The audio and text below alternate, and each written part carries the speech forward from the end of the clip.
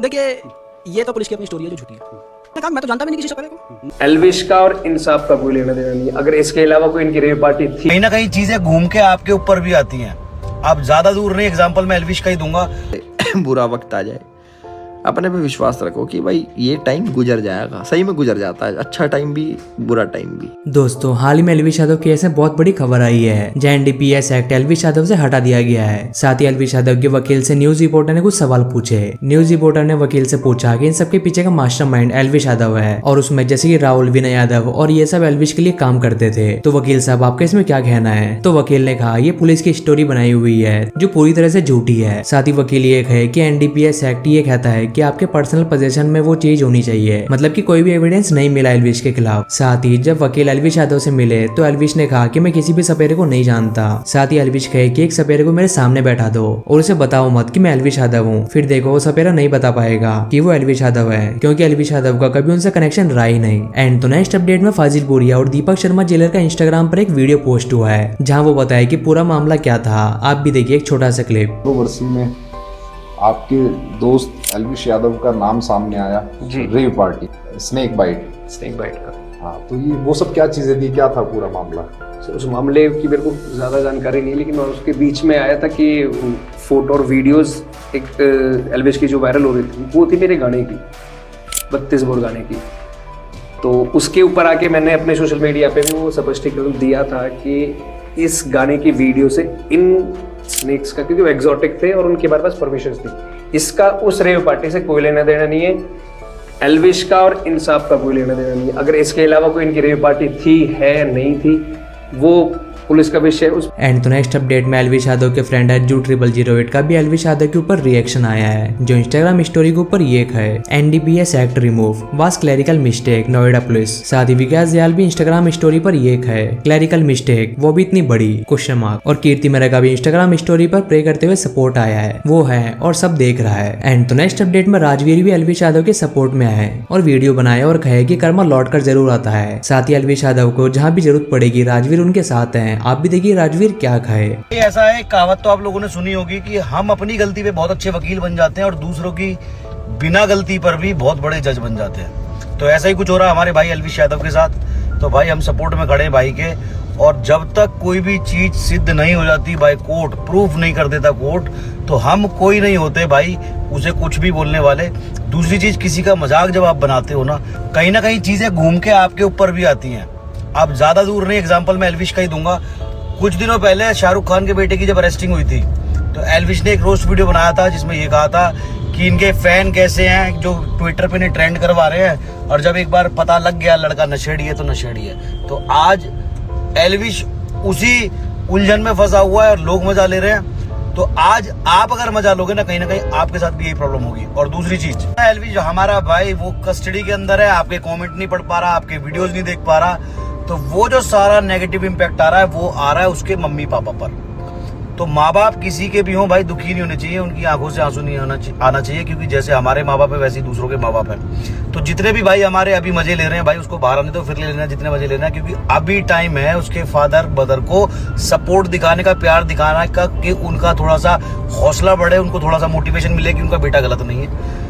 गलत नहीं होगा तो बहुत जल्दी बाहर आ जाएगा। बाकी हम सपोर्ट में हैं, सत्यमेव जयते। सच्चाई की ना तो कभी हार हुई है इतिहास में, ना ही कभी होगी।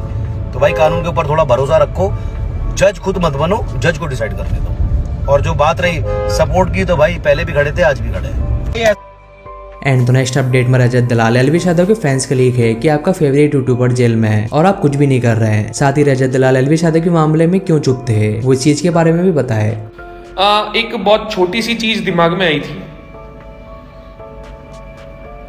कुछ लोग दूसरों के दम पे लाइमलाइट लेने की ना कोशिश करते हैं, बीच में घुस के अपने लिंक दिखा के, सपोर्ट दिखा के। तो अभी एल्विश यादव ना जेल में है। कंट्रोवर्सी के टाइम पे भी बहुत सारे लोग बीच में आए थे फोटो वोटो खिंचवाने के टाइम पे। बहुत सारे लोगों ने बिग बॉस के टाइम पे भी बहुत खुल के चीजें बोली थी, कुछ भी हो जाए हम ये हैं और वो हैं। 16 मिलियन फॉलोवर भी हैं। तो मेरे भाई वो 16 मिलियन फॉलोवर खाली पोस्ट और स्टोरी डालने के अलावा कुछ कर रहे हैं? नहीं कर रहे। तो सोशल मीडिया पे जो चीजें चलती है ना वो सोशल मीडिया तक है, जब रियल लाइफ में चीजें आती है ना तो साथ में कोई खड़ा नहीं दिखता। आज परमिशन मांगता हूं अगर मेरे को लाइव करने की दें, क्योंकि फिलहाल मैं अलाउड नहीं हूं कुछ बोलने के लिए।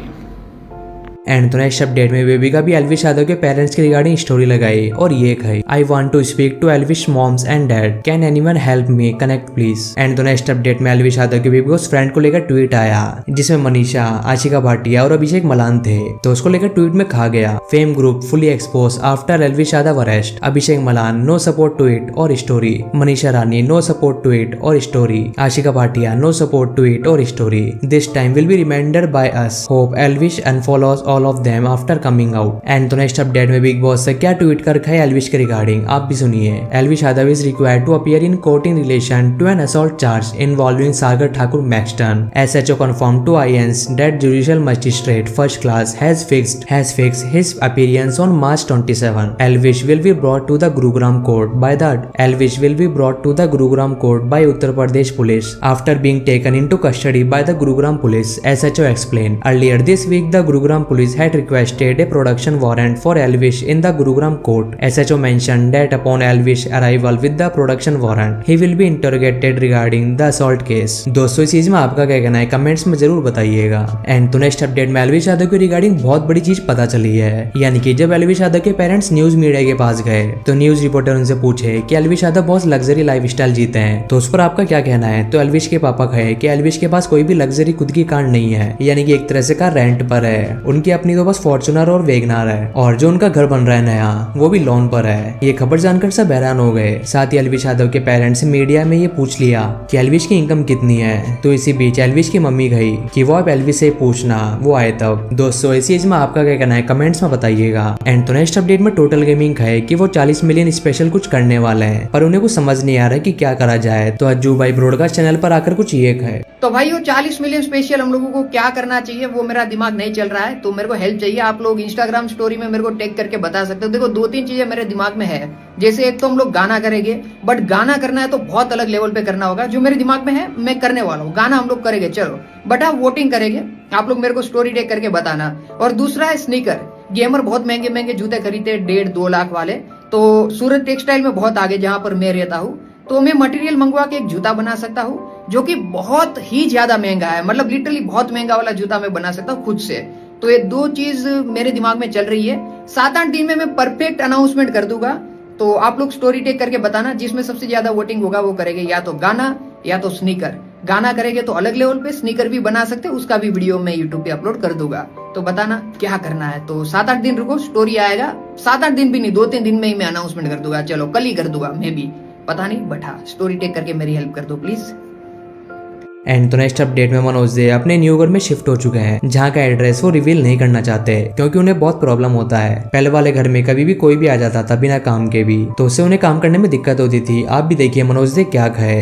गांव में क्या होता था कि पहले बहुत सारे लोग मिलने के लिए आया करते थे, सुबह से बहुत ज़्यादा वहाँ पर भीड़ लगने लगता था। तो अब मैं उन सभी को कहना चाहूँगा जो अभी आने का कुछ प्लानिंग कर रहे हैं कि मनोज भाई से मिलने के लिए उनके गाँव जाऊँगा, उनका घर जाऊँगा, तो आप लोग अब मत आना। अगर आते हो तो आप बेकार का निराश होकर आपको रिटर्न घर जाना पड़ेगा, क्योंकि आप मेरे से नहीं मिल पाओगे, क्योंकि मैं अपने पुराने गांव में हूँ नहीं और घर में भी नहीं हूँ। अब आप लोग बोलोगे कि नए घर का एड्रेस बता दो, तो मैं बता दूँ, मेरा पुराना घर छोड़ने का एक बहुत बड़ा रीज़न ये भी था कि बहुत सारे लोग वहाँ पर मुझे परेशान काफ़ी ज़्यादा करते थे। ऐसा नहीं है कि बहुत ज़्यादा काम से लोग जो होता है ना वो 1 से 2% आता था, और 95% जो लोग होते हैं वो बेकार का आते थे, मुझे परेशान करने के लिए आते थे। यहाँ तक आपने काफ़ी सारे ऐसे वीडियोज़ भी देखा होगा जो आया और कुछ भी वीडियो बना करके डाल दिया कि नहीं मिला, घमंडी हो गया है, या फिर घमंडी मनोज दे। क्या है कि मैक्सिमम लोग सिर्फ आते थे अपने फायदे के लिए। ठीक है दोस्तों, अगर वीडियो अच्छी लगी हो तो वीडियो को लाइक कीजिएगा और चैनल पर नए हो तो चैनल को सब्सक्राइब कीजिएगा। मैं ऐसे ही वीडियोस लेकर आता रहता हूँ।